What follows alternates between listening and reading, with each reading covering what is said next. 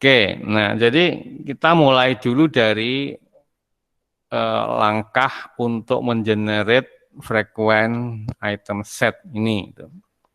Nah, cara yang paling mudah itu dengan cara manual, bukan manual ini, brute force itu. Jadi brute force itu mencoba semua kemungkinan itu. Jadi kalau Anda hacking itu pakai brute force itu misalnya Anda akan breaking password, maka Anda mencoba semua kemungkinan password. Jadi di sini brute force approach itu menggunakan semua kemungkinan itu.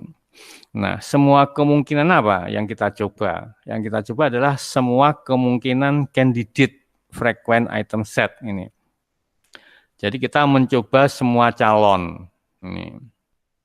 Nah, calonnya ada berapa itu? Nah, jadi kalau Anda punya database yang di dalam database itu memuat D item itu. Jadi kalau database Anda itu memuat D item,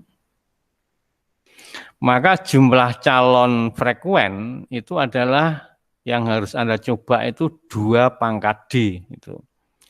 Nah, jadi ini database kecil kita itu ada berapa item di sini? 1 itu, kemudian 2, 3, kemudian 4, 5 itu.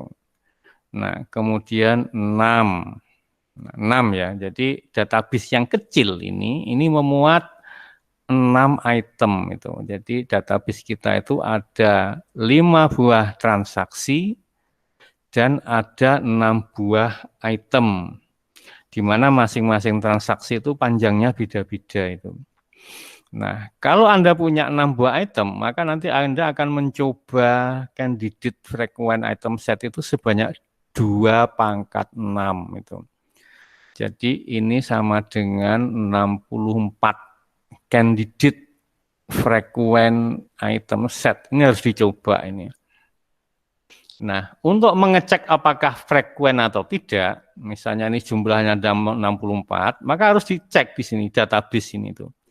Jadi dibandingkan dengan ini itu. Nah, masing-masing dilihat berapa ada enggak di dalam database itu. Kalau ada di transaksi berarti nanti supportnya ditambah 1 itu. Terus nanti bergerak ke sini itu. Hitung terus supportnya tambah 1. Kalau dia ada di sini, kalau enggak ada ya enggak itu. Nah, terus itu. Nah, jadi kalau Anda pakai brute force itu, maka kompleksitasnya itu ini itu. Jadi kompleksitasnya adalah N kali M kali W gitu. N itu apa? N itu adalah ini jumlah transaksinya itu. Jadi jumlah transaksinya itu 5 itu. Kemudian jumlah candidate-nya itu adalah ada 6. Sorry, 2 pangkat 6 itu. Jadi 2 pangkat 6. Berarti ini adalah 64 gitu. Lalu dikalikan dengan panjangnya ini itu. Jadi panjang maksimum transaksinya itu ada berapa itu? Panjang maksimum transaksinya itu adalah 1, 2, 3, 4. Ini 4 ini. Nah, jadi kompleksitasnya itu ini itu. Jadi ini merupakan kompleksitas dari pencarian frequent item set menggunakan brute force itu. Nah, jadi ini adalah contoh dari candidate-nya itu. Bentuknya ini namanya lattice ya itu. Jadi kalau Anda punya 5 buah item set, maka Anda akan mencoba semuanya ini itu. Jadi ini ada 5 buah itu. Ini ada 5 buah. 1, 2, 3, 4, 5, 6, 7, 8, 9, 10. Ini ada 10 itu. Kemudian ini ada berapa kombinasi yang 3 item ini. 1, 2, 3, 4, 5, 6, 7, 8, 9, 10. Juga 10 itu. Lalu di sini ada 4 itu. Lalu ini kemungkinan semua kombinasi itu ada 1 itu. Nah, ini jumlahnya adalah nanti berapa? 2 pangkat 5, ini sama dengan 32 kemungkinan calon yang harus Anda cek ke dalam database itu. 10, 10, sorry, 1, 2, 3, sorry, ini 5 ya, ini 5 itu. Oke. Lalu ini, loh kok 31? Ya, 31 itu karena sebenarnya 32 itu termasuk yang ini ya, tapi tidak dihitung itu. Jadi sebenarnya ini adalah nanti 32 minus 1, tapi ini kan tidak terlalu signifikan itu. Jadi itu. Nah, terus gimana cara yang efisien itu? Nah, cara yang efisien nanti adalah dengan ini itu. Jadi cara yang efisien adalah kita sebisa mungkin mengurangi jumlah calon itu. Jadi reduce jumlah calon. Ini kita perkecil ini, jangan sampai 2 pangkat D itu. Atau kita juga mengurangi jumlah transaksi itu. Nah, jumlah transaksi itu. Tapi ini tidak mudah itu. Jadi nanti ada suatu struktur data itu. Jadi nanti menggunakan ini itu vertikal base itu. Tapi itu tujuannya untuk mengurangi nih jumlah transaksi itu. Atau mengurangi jumlah perbandingan itu. Jadi tadi kan kita membandingkan setiap transaksi itu kita bandingkan dengan setiap calon ini. Jadi ini. Nah ini biasanya nanti dengan menggunakan struktur data ini. Jadi ada beberapa trik itu. Jadi kalau Anda ingin mengurangi jumlah transaksi itu Anda menggunakan ini struktur vertikal base itu dari apa algoritmanya itu. Kalau nanti kita gunakan adalah horizontal base ya itu.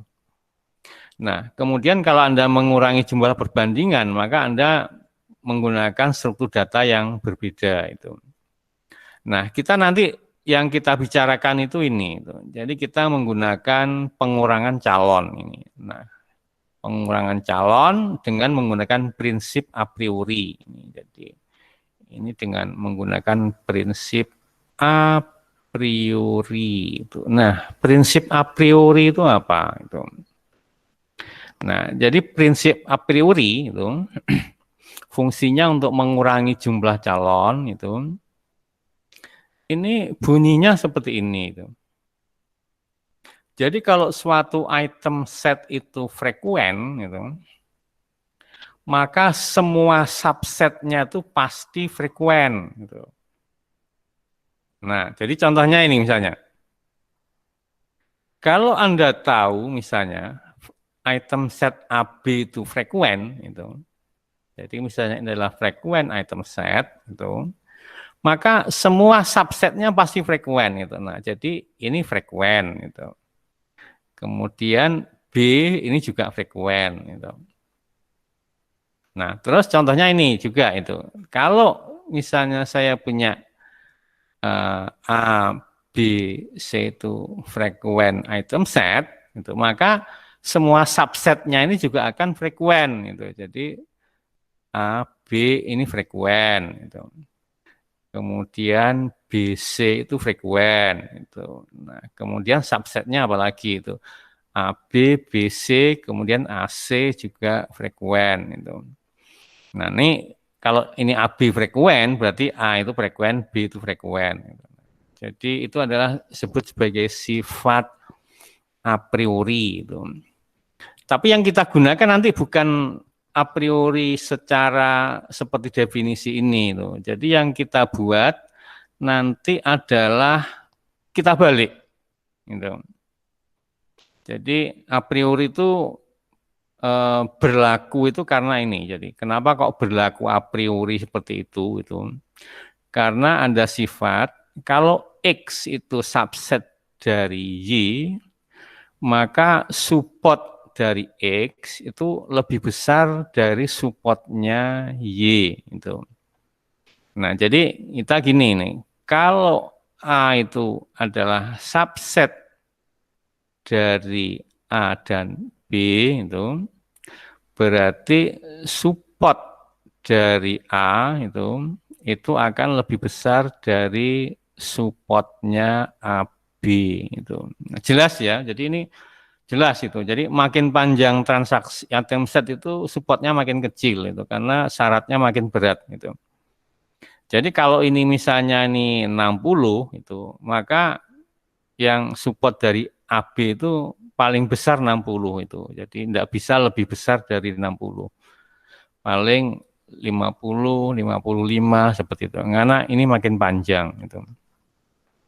Nah, jadi itu sifat a priori yang akan kita gunakan untuk mengurangi jumlah candidate itu. Jadi support dari item set itu tidak pernah melebihi dari supportnya subsetnya itu. Jadi ini tidak pernah melebihi A itu. Nah, ini adalah kita sebut sebagai anti monoton itu. Nah, itu nanti yang kita gunakan untuk mengurangi jumlah kandidat, yaitu dengan kita balik itu. Jadi kalau ada subsetnya suatu item set itu yang tidak frekuen itu, maka ini pasti tidak frekuen itu. Nah, jadi kita balik itu. Jadi kalau Anda punya item set A, B itu, kemudian Anda punya A, kemudian Anda juga punya B itu. Nah, kalau ini misalnya frekuen item set ini, tapi ini bukan frekuen ini. Jadi ini infrekuen item set ini frekuen. Berarti ada subset dari AB yang tidak frekuen. Berarti ini juga tidak bisa frekuen. Jadi ini adalah infrekuen item set itu. Jadi kalau tadi kan kalau ini frekuen, maka semua subsetnya itu frekuen. Jadi kalau ini frekuen, maka semua subsetnya itu frekuen. Lalu kita balik. Kalau ada subsetnya yang tidak frekuen, maka ini tidak bisa frekuen. Nah, itu yang nanti kita gunakan di dalam ini. Nah, jadi contohnya ini misalnya, Anda ngecek ini, Anda ini frekuen semua misalnya itu. Nah, lalu Anda membuat kombinasi ini dua-dua. Nah, ternyata ini tidak frekuen. Ternyata AB itu tidak frekuen itu. Nah, kalau AB tidak frekuen, nah, maka ABC juga tidak frekuen. Karena apa? Karena ini subsetnya itu. Lalu ini juga tidak frekuen. Ini juga tidak frekuen. Terus gitu. Nah, kalau ini tidak frekuen, maka ini juga tidak frekuen. Ini tidak frekuen, ini juga tidak. Ini tidak, maka ini juga tidak. Gitu. Nah, sehingga nanti dengan begitu ini bisa dihilangkan dari calon. Gitu. Jadi kena prune itu. Jadi Anda tidak perlu memperhatikan yang ini. Gitu. Kalau Anda tahu bahwa ini tidak frekuen itu. Nah, berarti kalau dari awal itu cek itu, kemudian ini tidak frekuen itu, ini juga tidak frekuen. Nah, berarti ini juga tidak bisa frekuen. Ini tidak bisa. Karena ini muat D, berarti ini tidak bisa. Lalu ini ada E-nya, ini tidak bisa. Ini ada D-nya, ini tidak bisa. Nah, berarti ini berkurang. Itu berarti yang kita cek nanti hanya tinggal BC, AE enggak juga karena ada E-nya enggak frekuen. Ini juga enggak. Tuh. Nah, ini BC kita sebagai calon ini, lalu AC juga sebagai calon. Nah, sudah. Karena AE enggak, ini juga enggak. Ini enggak, juga enggak. Ini juga tidak. Gitu. Nah, berarti Anda tinggal punya ini aja itu nanti yang dicek itu sedikit. Ini juga enggak, ini juga enggak. Nah, jadi itu prinsip dari a priori itu adalah untuk menyeleksi kandidat. Jadi tanpa kita cek ke dalam database, kita sudah yakin bahwa dia tidak akan bisa frekuen itu. Nah, jadi kan ngirit ini itu. Jadi harusnya Anda itu ngecek sebanyak 32 calon, tapi dengan melakukan sifat a priori, maka Anda hanya tinggal mengecek berapa nih, 1, 2, 3, nanti 4, ini 5, sudah ACD. Nah, ini enggak, ini juga tidak, ini karena dia memuat D, ini berarti ini tidak itu. Ini juga tidak, ini tidak, ini tidak. Jadi Anda tinggal ngecek ini aja calonnya itu. Oke, jadi itu, nah sehingga Untuk mengenerate frequent item set, maka kita mengenal namanya algoritma a priori. Jadi namanya algoritma a priori. Ini cukup singkat algoritmanya itu. Jadi ini ada beberapa simbol itu. Jadi F itu. Jadi simbol F itu untuk frekuen. Gitu. Jadi ini untuk sebagai simbol frekuen. Gitu. Himpunan semua frekuen item set. Lalu ada C, itu ini adalah himpunan untuk semua candidate. Gitu. Candidate frekuen item set. Gitu. Jadi ini adalah frekuen item set. Nah, jadi ini simbolnya itu berarti kalau saya uraikan algoritmanya ini berarti Anda nyari dulu F1 itu. Jadi Anda nyari dulu F1 itu. F1 itu apa? Itu adalah frequent item set yang panjangnya 1. Nah, ini itu. 1 item set 1 item. Nah, terus setelah itu Anda memasukin loop ini itu. Jadi Anda masukin loop dari baris 2 sampai baris yang nomor 8 ini itu. Nah, ketika Anda masuk ke sana itu berarti K-nya itu sudah sama dengan 2 gitu. Nah, berarti ketika Anda masuk ke loop, Anda menghitung yang namanya C2 gitu. Jadi menghitung namanya C2 di mana C2 itu nanti adalah perkalian dari ini itu FK-1 itu. Jadi K-nya sama dengan 2. Ini nanti C2 itu merupakan join antara F1 dengan F1 itu. Nah, ini baris yang ketiga itu. Jadi ini adalah line yang nomor 3 itu. Nah, terus kemudian ini, nah baris 4 sampai 6 itu adalah menghitung support itu. Jadi masing-masing dari ini itu anggota dari C2 itu dihitung supportnya berapa itu. Nah, kemudian nanti dari sini itu Anda menemukan yang namanya F2 itu. Nah, jadi F2 itu baris yang ketujuh itu. Jadi ini baris yang nomor 7. Nah, ini ngitung support, itu nanti Anda mengakses baris nomor 4 sampai baris yang nomor 6. Itu ngitung supportnya itu. Support counting itu. Nah, setelah itu Anda masuk ke loop yang lain lagi. Ini. Jadi setelah Anda menemukan C2, maka Anda mengenerate candidate C3. Itu. Ini sama dengan F2 kali F2 itu. Nah, line ini. Jadi ini baris yang nomor 3 seperti tadi itu. Tapi untuk K-nya sama dengan 3 itu. Nah, proses ini namanya adalah candidate generation. Jadi ini candidate generation. Oke. Nah,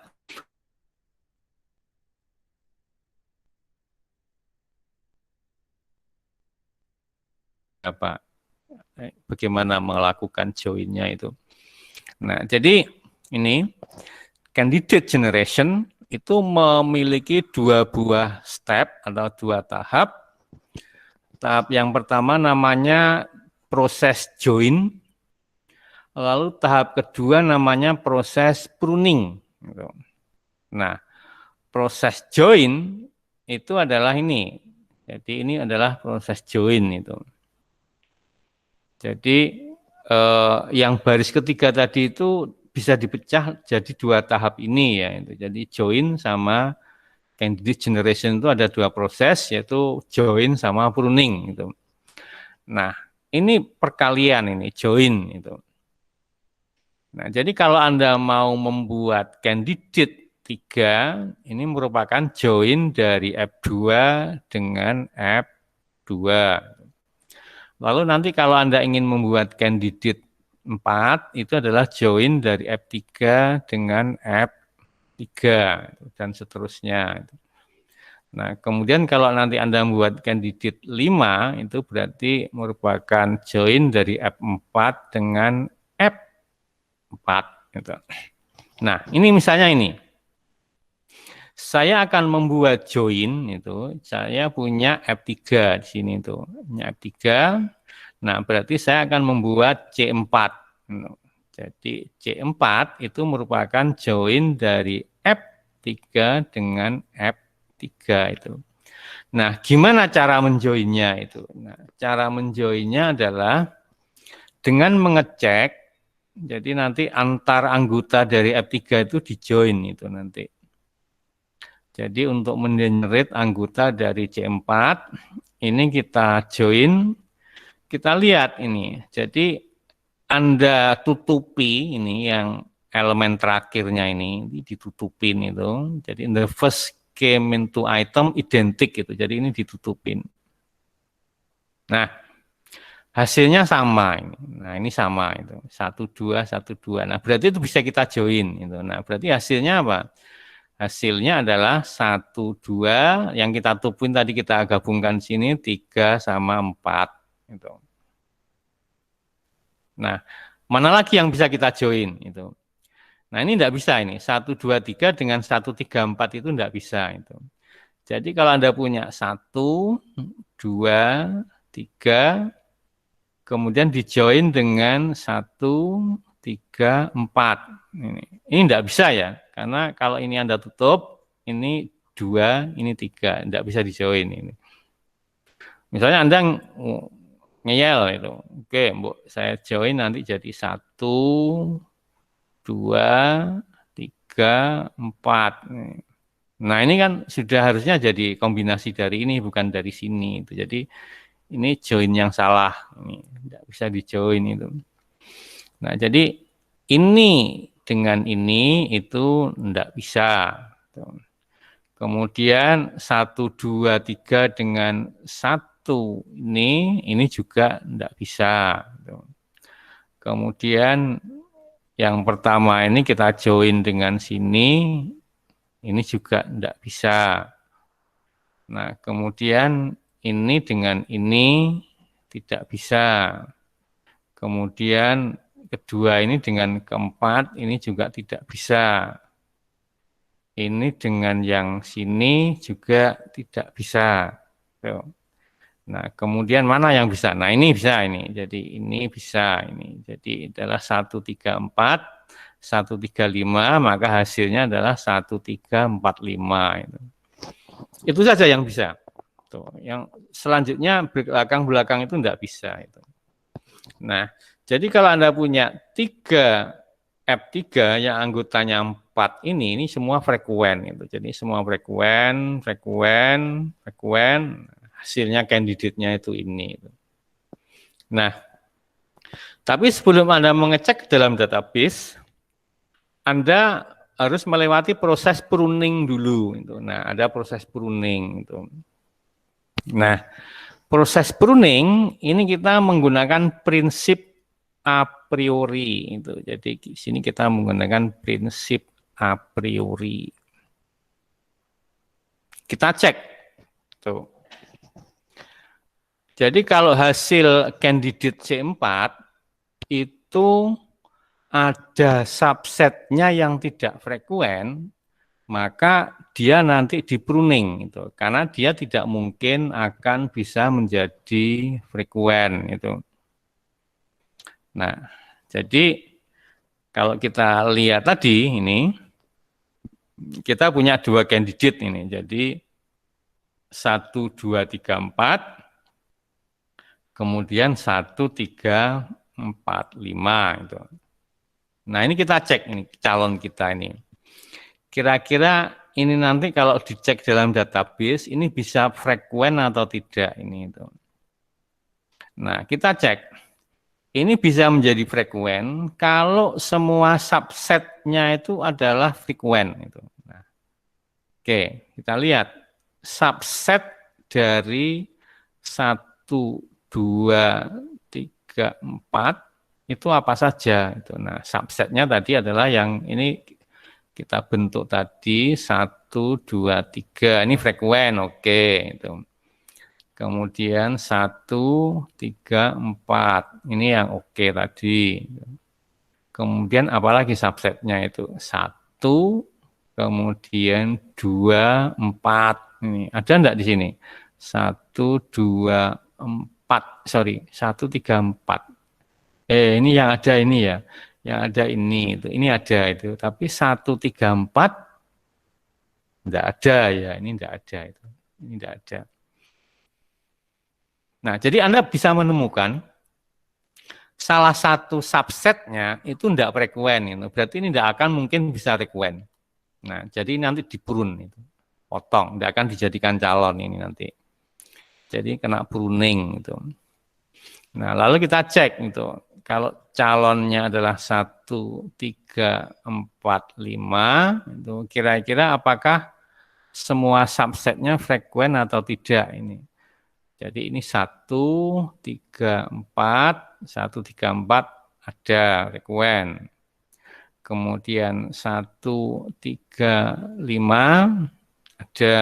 Tuh. Kemudian 1, 4, 5 ada enggak? 1, 4, 5. Enggak ada ya? 1, 4, 5 enggak ada.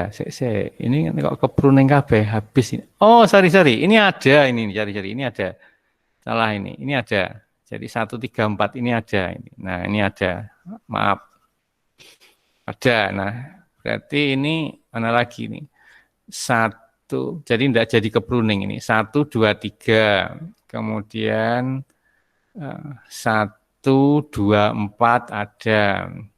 Kemudian 1, 3, 4. Nah, yang perlu kita lacak lagi lah 2, 3, 4 ada atau tidak nih. 2, 3, 4. Ini. Ada. Jadi ini ini oke ini. Jadi tidak kepruning ini. Ini yang malah kepruning itu. Jadi karena 1, 3, 5 itu enggak ada. 1, 3, 5 ada. 1, 4, 5 itu enggak ada. Itu. Jadi 1, 4, 5 enggak ada. Nah, jadi ini kena pruning itu.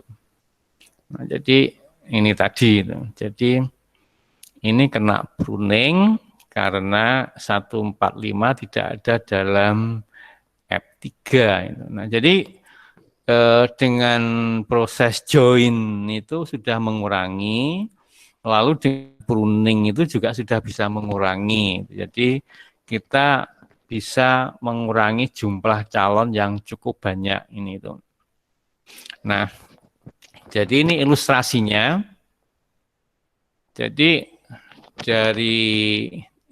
dari database yang kita miliki misalnya kita menemukan F1 ini. Jadi ini kita C1-nya ya. Jadi C1 itu calonnya itu semua ini. Jadi misalnya item setnya ada 1, 2, 3, 4, 5, 6 itu.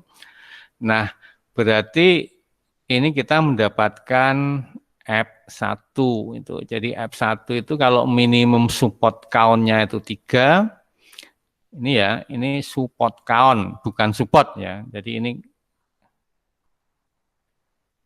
sehingga ini tidak frekuen, kemudian ini juga tidak frekuen. Nah, yang frekuen itu ada 4 berarti. Ini ada bread, kemudian milk, kemudian beer, kemudian diaper.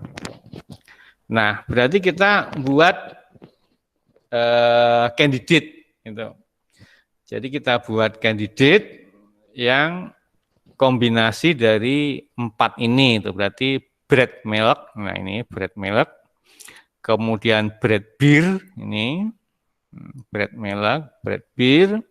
Kemudian bread diaper itu ini. Kemudian milk beer ini kombinasinya.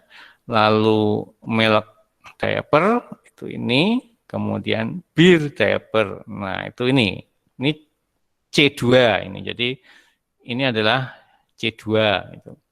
Lalu kita hitung supportnya itu dengan membandingkan dalam database, ternyata ini tidak frekuen itu. Jadi ini juga tidak frekuen itu. Nah, jadi kita punya app 2 yang anggotanya adalah ada 4. Ini jadi app 2 itu anggotanya adalah ini bir, bread, kemudian bread diaper, kemudian milk diaper, kemudian bir diaper. Gitu. Nah, lalu kita join ini membuat C3 itu. Nah, joinnya sesuai dengan yang tadi itu. Jadi kita tutupi elemen yang terakhir, kalau depannya sama berarti nanti dia bisa kita join itu. Nah, setelah kita tutupi, maka yang bisa kita join itu hanya yang ini, bread milk dengan bread diaper. Jadinya ini, bread milk diaper. Gitu. Yang lainnya tidak bisa dijoin. Gitu. Nah, terus ini bisa di-pruning atau tidak? Ini kita cek. Gitu. Jadi subsetnya itu adalah bread milk itu frekuen dari sana. Kemudian bread diaper itu juga frekuen, yaitu yang nomor ini, yang ini bread diaper. Nah, kemudian subsetnya yang ketiga itu adalah milk sama diaper itu. Milk diaper, nah ini juga itu. Jadi ini tidak kita pruning itu. Jadi ini kita cek dalam database, lalu ternyata support count-nya itu 3. Gitu. Nah, berarti ini adalah menjadi app 3 sini itu. Oke, nah kita bisa membentuk C4 atau tidak? Tidak bisa ini, C4 tidak bisa kita bentuk karena ini hanya ada satu. Gitu. Jadi ada satu, tidak bisa kita join. Ini. Jadi tidak bisa kita stop, berhenti. Gitu. Nah, jadi itu algoritma a priori. Itu.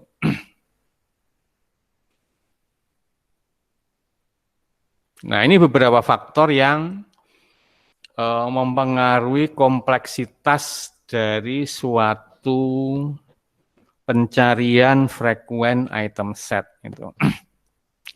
Jadi kalau nanti minimum supportnya itu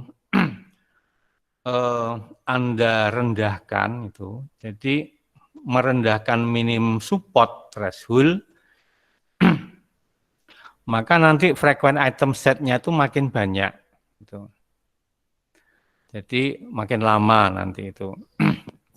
Kemudian juga nanti jumlah item itu juga mempengaruhi. Gitu. Jadi kalau jumlah itemnya itu makin banyak, itu, jadi maka nanti juga memerlukan waktu yang lama. Gitu.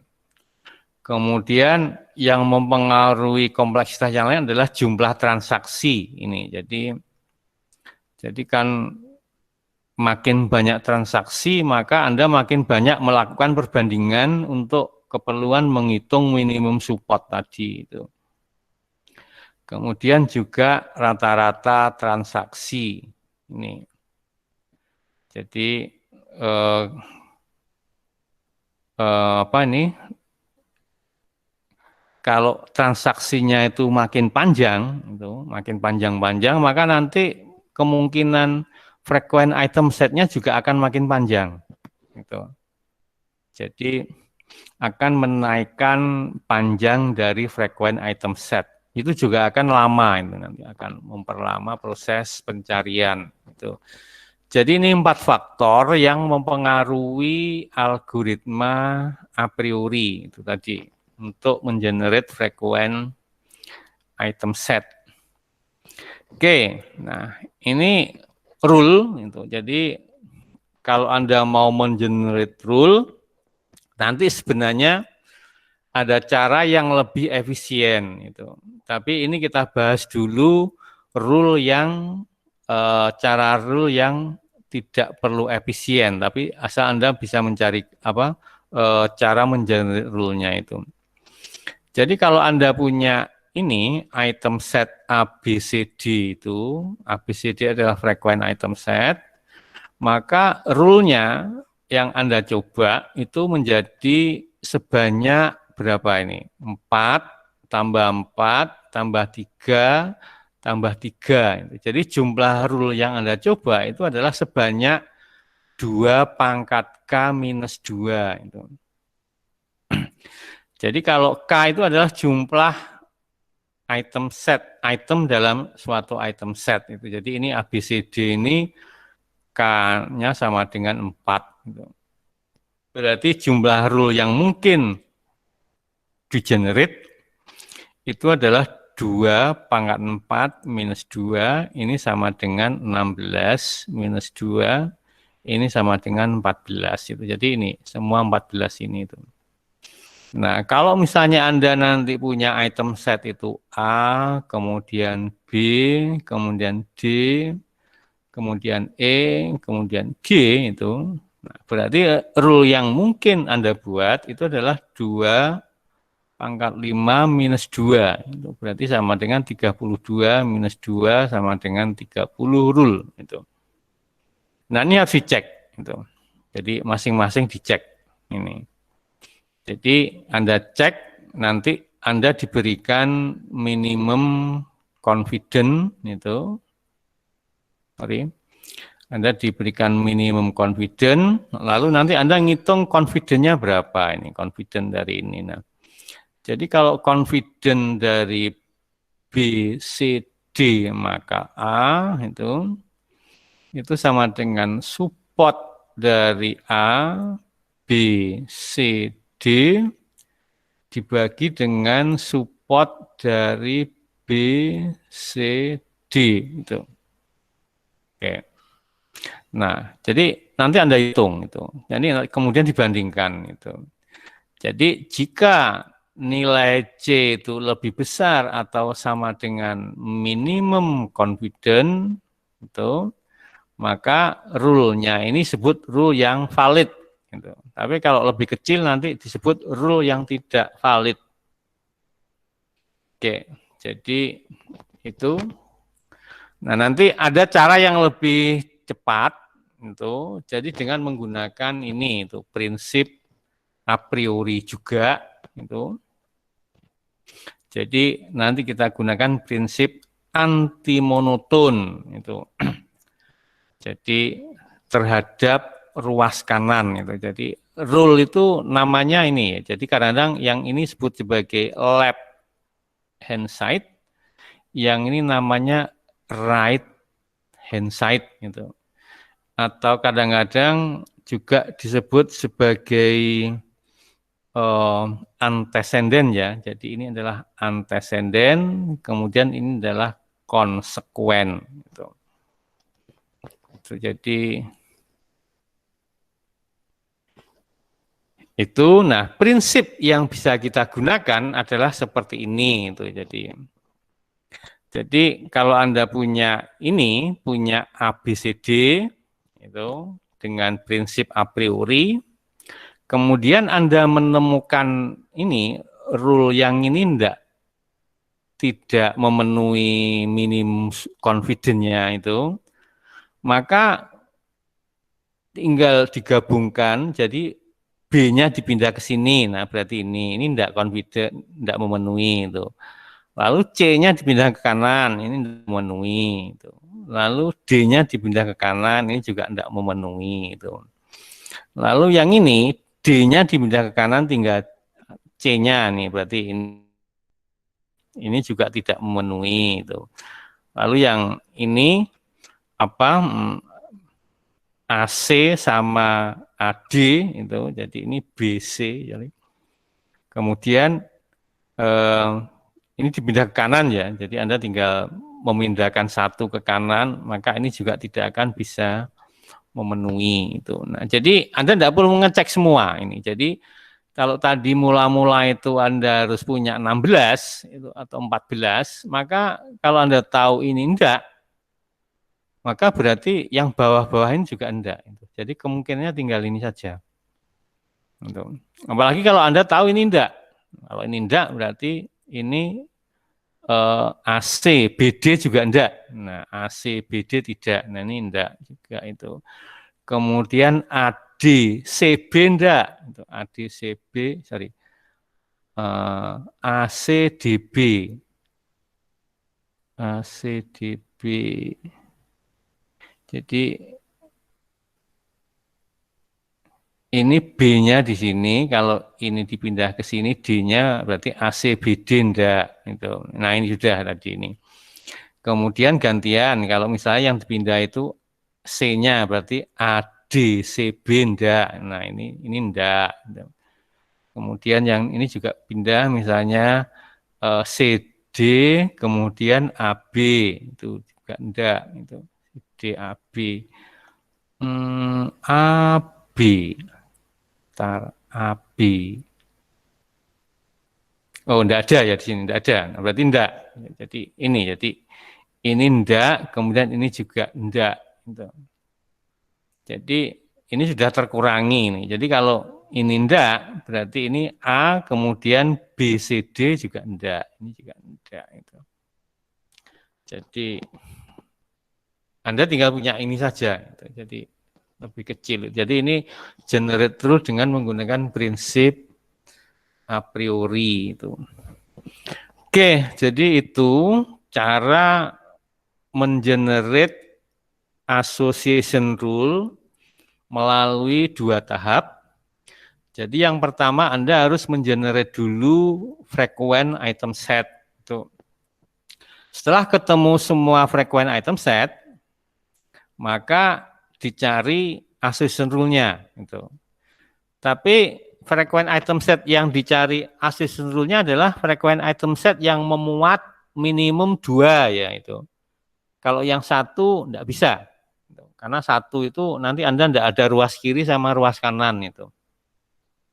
Jadi association rule itu hanya bisa di-generate dari frequent item set yang panjangnya minimum 2.